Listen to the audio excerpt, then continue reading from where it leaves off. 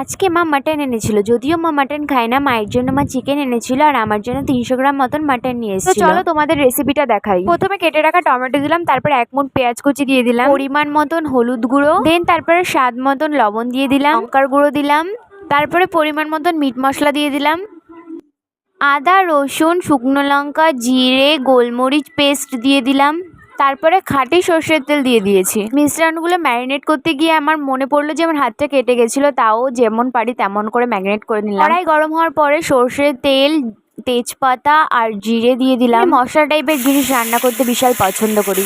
বেঁচে থাকা মশলা দিয়ে একটু নাড়াচাড়া করে দিলাম, তারপরে ম্যারিনেট করা মাংসটা দিয়ে দিলাম। মাংসটা না কষিয়ে রান্না করব, যেটাতে ম্যারিনেট করেছি সেটা ধুয়ে জলটা দিয়ে দিলাম। তো এটা হচ্ছে আমার মাংস রান্নার ফাইনাল রেজাল্ট। তো তোমরা দেখতে পাচ্ছ কেমন হয়েছে। এটা কিন্তু অনেক সফট হয়েছিল আর খেতেও কিন্তু স্বাদ হয়েছিল, একটু ঝালঝাল হয়েছিল।